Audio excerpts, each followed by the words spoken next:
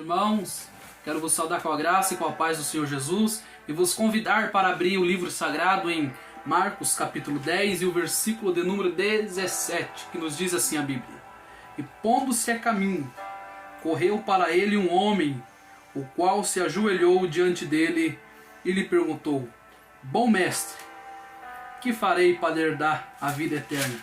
Quero vos convidar para lermos também o versículo de número 21 do mesmo capítulo, que nos diz assim: E Jesus, olhando para ele, o amou. Ele disse: Falta-te uma coisa. Vai, vende tudo quanto tens e dê aos pobres, e terás um tesouro no céu. E vem, toma a cruz e segue-me. Versículo 22. Mas ele, pesaroso destas palavras, retirou-se triste, porque possuía muitas propriedades.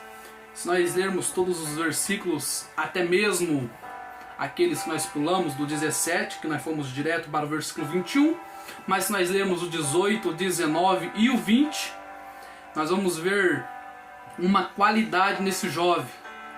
Um jovem que era zeloso pela lei, zeloso pela lei de Deus, pela palavra de Deus, pela Torá.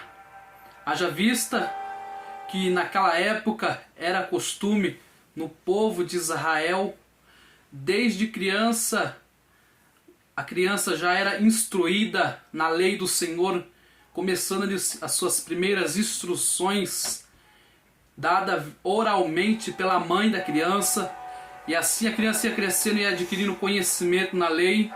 E assim como Jesus, aos 12 anos de idade, a criança era levada ao templo, aos pés dos príncipes de Israel, dos doutores de Israel, dos mestres da lei, para a criança ser testada na lei de Deus.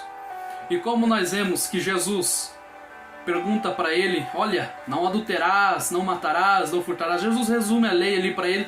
Ele fala: desde a minha meninice, ou desde quando eu sou criança, eu guardo isso. Então ele era zeloso pela lei. Ele guardava a lei de Deus. Esse homem era um homem devoto à lei que Deus tinha dado a Israel no deserto por intermédio de Moisés. Mas isso é uma qualidade dele.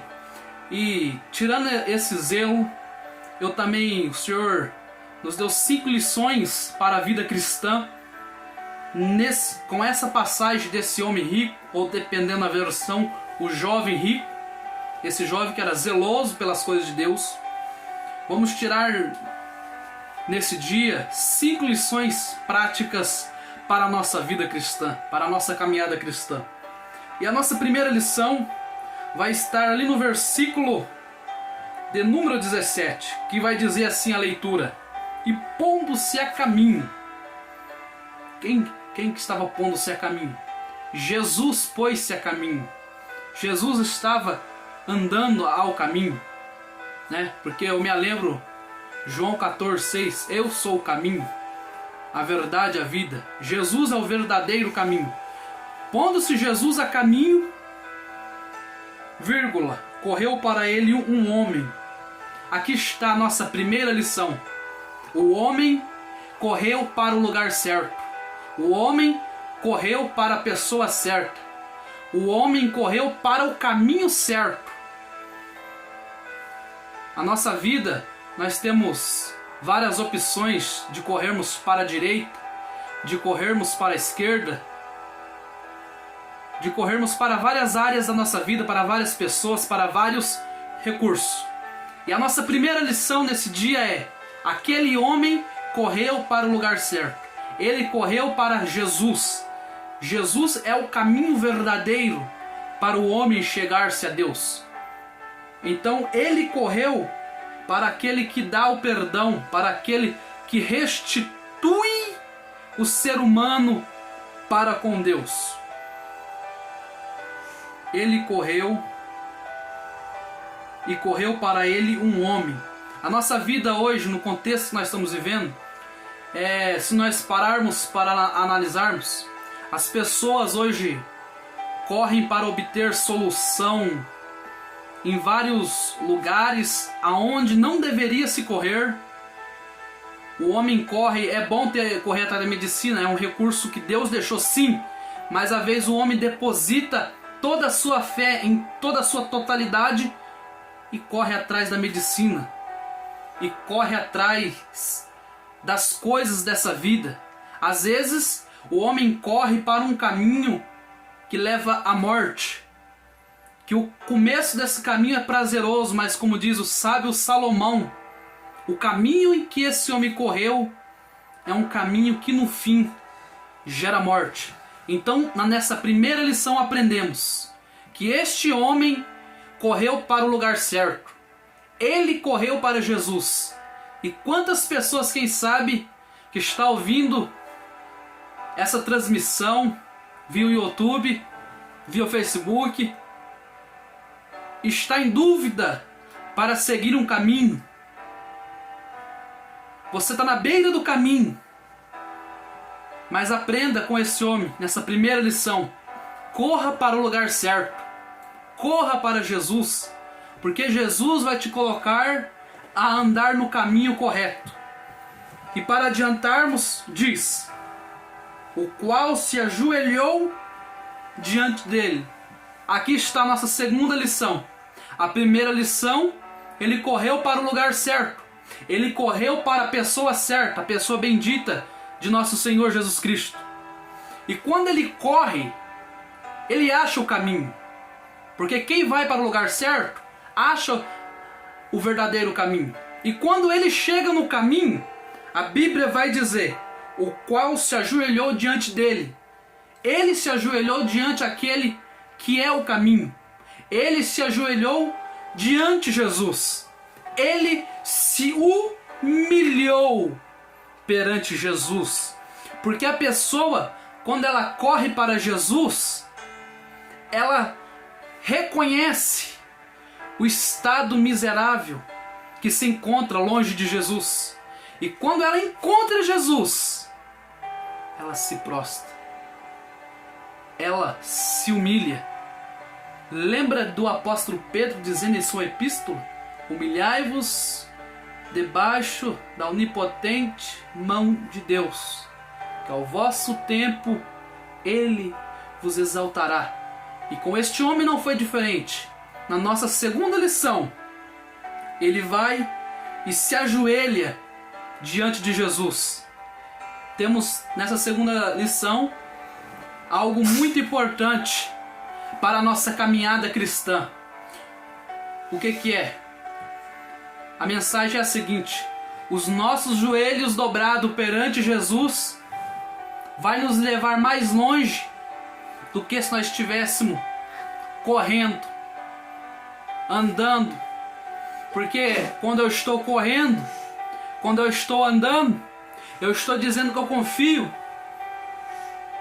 Fazendo uma aplicação no âmbito espiritual, eu estou dizendo que eu confio em minhas próprias forças, que eu confio em meus próprios conhecimentos, em minhas faculdades mentais, em minhas inteligências.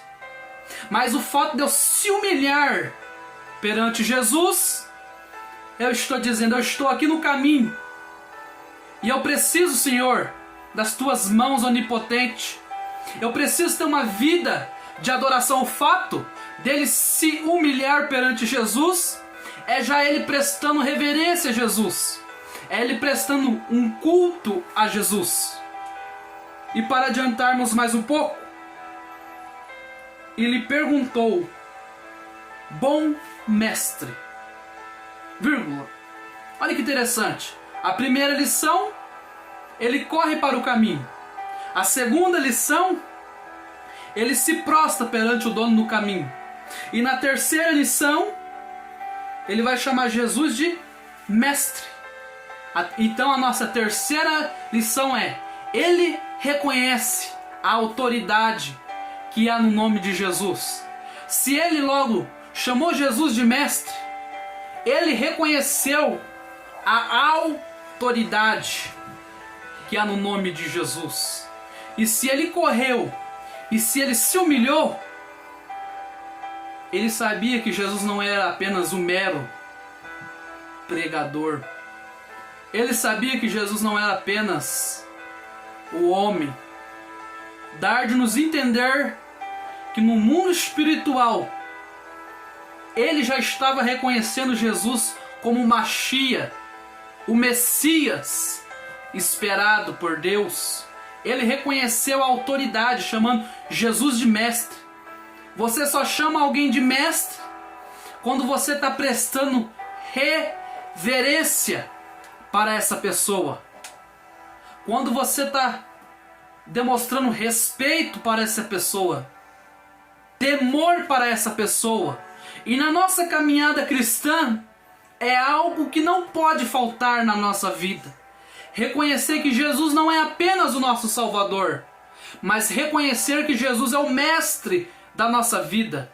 Ele é o senhorio da nossa vida. Nós já não temos mais o chamado livre-arbítrio. Livre-arbítrio tem aquele que não está em Cristo, que está no mundo. Mas quando você está em Cristo e você faz Jesus o Senhor da tua vida, você faz de Jesus o mestre da tua vida, logo você já não tem mais o livre-arbítrio. Lembra do que Paulo disse? Eu já estou crucificado com Cristo. E a vida, a qual agora eu vivo na carne, eu não vivo mais por mim mesmo, mas eu vivo pela fé e na esperança do Filho de Deus. O que quer dizer isso? Paulo, na sua epístola, estava querendo dizer algo que esse jovem, que esse homem estava dizendo. Eu reconheço Jesus como meu mestre. Eu reconheço Jesus como Senhor da minha vida, como Salvador da minha alma. Bom mestre, vírgula. Vamos para a nossa quarta lição. Que farei para herdar a vida eterna? Recapitulando, a primeira lição, o homem corre para o lugar certo. Na nossa segunda lição, ele se humilha perante o dono do caminho. Na nossa terceira lição, ele reconhece Jesus como mestre, a autoridade que há no nome de Jesus. Na nossa quarta lição, ele diz para Jesus: o que farei para herdar a vida eterna? O que ele está querendo dizer? Ele está se preocupando com a vida após a morte. Ele está se preocupando com o futuro dele na eternidade. Pois há só dois caminhos na eternidade. Há dois lares que o homem pode habitar na eternidade. Um ao lado de Deus, ao lado de Jesus. E o outro, infelizmente, é longe de Deus e vivenciando toda a ira de Deus na condenação eterna. Então, a nossa quarta lição vai nos despertarmos a nós se preocuparmos na caminhada cristã com a vida eterna. Ele fala: o que farei? Ele já correu para o lugar certo. Ele já se prostrou e já reconheceu. Agora ele lança a pergunta: o que farei para herdar a vida eterna? É algo que nós temos que ter em nossa mente constantemente. Se preocupar com a vida eterna. Lembra Jesus fazendo uma aplicação na parábola do Lázaro e do rico? Que morrendo o rico, foi sepultado. Morrendo Lázaro, foi levado ao seio de Abraão. E lá do Hades, o rico olhava, tinha um grande abismo, e ele via Lázaro no seio de Abraão, no paraíso, descansando com Deus. E ali no Hades, ele atormentado em chamas,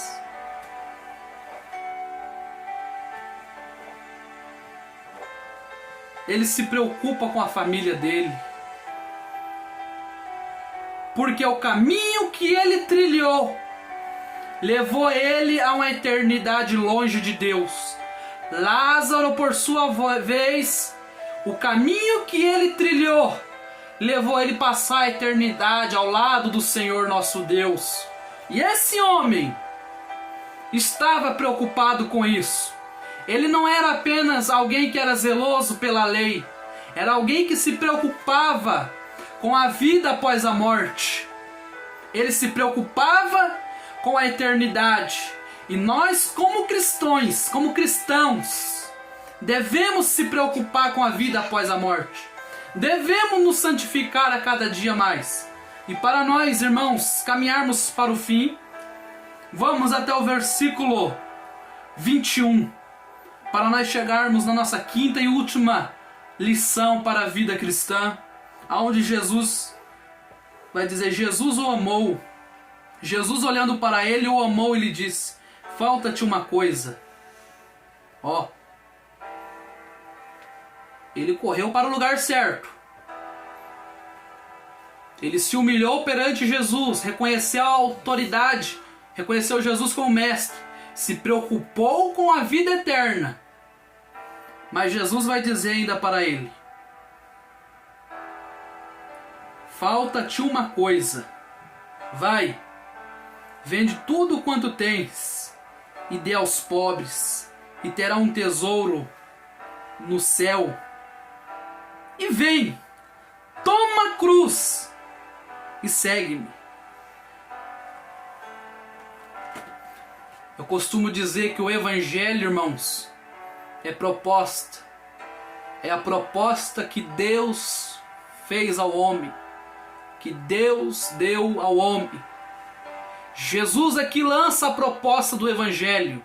Olha, você encontrou o caminho. Olha, você se humilhou diante do Senhor do caminho. Olha, você reconheceu o dono do caminho como mestre. Olha, você se preocupou com a eternidade. Porém, falta-te uma coisa. Vai e vende tudo quanto tens e dê aos pobres. E venha e siga-me. Toma a sua cruz de cada dia. E aí o versículo 22 vai dizer, e ele saiu pesaroso, desapontado com as palavras de Jesus. Ele saiu desapontado com a proposta do Evangelho, com a proposta que Jesus fez para ele. O problema aqui, meus irmãos, não era só a riqueza que ele tinha, porque a riqueza é dom de Deus. Jesus tinha o seu ministério bancado por mulheres ricas, como Joana, como Maria Madalena. Na sua morte, um homem rico, José de Arimateia, comprou um templo novo para Jesus. O problema na caminhada cristã não é a riqueza, mas é na onde está o seu coração. Porque aonde está o seu coração, está o seu tesouro. O problema deste jovem é que o coração dele estava na riqueza, não estava no dono do caminho. Ele até correu para o caminho certo. Ele até se humilhou perante o dono do caminho. Reconheceu ele como o Senhor da sua vida. Se preocupou com a eternidade. Porém o coração dele estava longe de Cristo. Estava longe de Deus. E quando eu vejo Jesus lançando a proposta para ele, venda, dê aos pobres, toma a cruz, eu vejo duas aplicações nessa lição. Primeiro, que Jesus está querendo dizer, olha, saia dessa sua vida de conforto e venha viver o Evangelho. Que o Evangelho é sofrer, cruz é sofrer.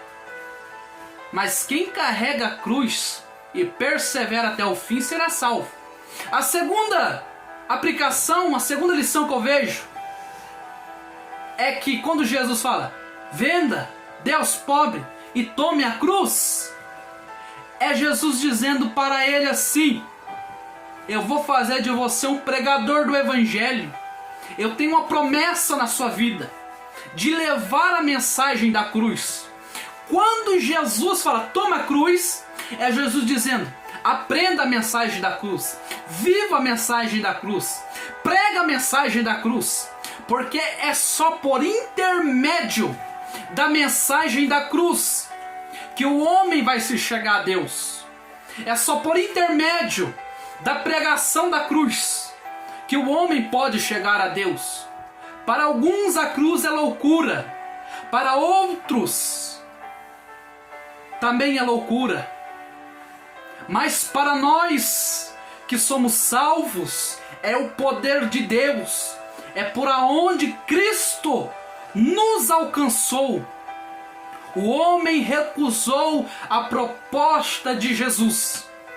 E no nosso meio presente, chamado hoje, tempo presente, a qual nós vivemos, quantas pessoas até correm para Jesus, até correm para o caminho verdadeiro, até se humilham, até oferecem o seu corpo como sacrifício vivo e agradável, até reconhece a autoridade que há no nome de Jesus, reconhece Jesus como Senhor de suas vidas, se preocupam com a eternidade, se vão passar ao lado do Criador ou vão passar longe do Criador. Porém, quando eles veem a proposta do Evangelho, a proposta das boas novas, que é abandonar a vida do pecado, a vida de prostituição, a vida de luxúria, a vida de mentira, a vida de roubo. Quando eles percebem a proposta do Evangelho, que para viver o Evangelho tem que morrer para o mundo e viver para Deus, muitos ficam desapontados. Eles até sabem que Jesus é o único caminho. Vamos pensar um pouco, meu querido, minha querida, meus irmãos. A mensagem do Espírito Santo para a nossa vida é: aceitem a proposta feita pelo Filho de Deus. Tome a cruz, tome a mensagem e leve essa mensagem por toda a sua vida, porque um dia você vai receber do justo juiz a coroa de glória. Deus vos abençoe, meus irmãos, em Cristo Jesus. Amém.